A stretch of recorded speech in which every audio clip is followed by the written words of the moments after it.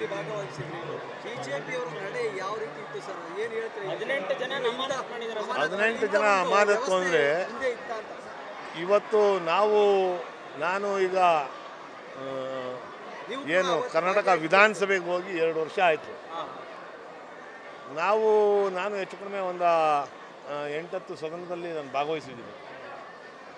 ಅದ್ರ ಹಿಂದೆ ಸದನಗಳನ್ನ ನಾನು ಟಿ ವಿಗಳಲ್ಲಿ ಮತ್ತು ದೃಶ್ಯ ಮಾಧ್ಯಮಗಳಲ್ಲಿ ನೋಡ್ತಾ ಇದ್ದೆ. ನಾನು ಯಾರನ್ನು ಇಷ್ಟೊಂದು ರೂಢಾಗಿ ಯಾರು ಬಿಹೇವ್ ಮಾಡ್ತಾ ಇರಲಿಲ್ಲ.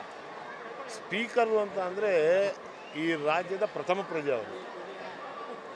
ಅವರಿಗೆ ಅಗೌರವವನ್ನು ಸಲ್ಲಿಸುವಂಥದ್ದು, ಅವ್ರ ಮುಖದ ಮೇಲೆ ಈ ನಮ್ಮ ಗೆಜೆಟ್ ಪುಸ್ತಕಗಳು ಮತ್ತು ನಮ್ಮ ಏನು ಪೇಪರ್ಗಳನ್ನ ಎಸೆಯುವಂಥದ್ದು, ಮತ್ತು ಅವ್ರ ಪೋಡಿಯಮ್ನ ಎಳೆದಾಡುವಂಥದ್ದು, ಮತ್ತು ಸ್ಪೀಕರ್ಗೆ ಒಂಥರ ಕೈ ಮಾಡೋದಕ್ಕೇ ಹೋಗುವಂಥ ಪರಿಸ್ಥಿತಿಗಳು.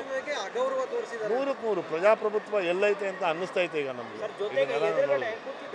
ಅವರು ಏನು ಅವರ 18 ಜನ BJPಯವರು ಅವರು ಅಮಾನತಾಗಿರೋದು ನಿಜವಾಗ್ಲೂ ಅದು ಒಳ್ಳೆಯ ಬೆಳವಣಿಗೆ. ಮುಂದಿನ ದಿನಮಾನಗಳಲ್ಲಿ ಯಾರೇ ಒಬ್ಬ ಶಾಸಕ, ಯಾರೇ ಒಬ್ಬ ಹಿರಿಯ ಶಾಸಕರುಗಳು ಅವರಲ್ಲಿ ಹಿರಿಯ ಶಾಸಕರು ಮಾಡಿದ್ರೆ ಅವ್ರಿಗೆ ಗೊತ್ತಿಲ್ಲ ಅಂತ ಹೇಳ್ಬೋದು. ಹಿರಿಯ ಶಾಸಕರುಗಳು ಆ 18 ಜನದಲ್ಲಿ ಹೆಚ್ಚು ಕಡಿಮೆ 13ರಿಂದ 14 ಜನ ಇದ್ದಾರೆ.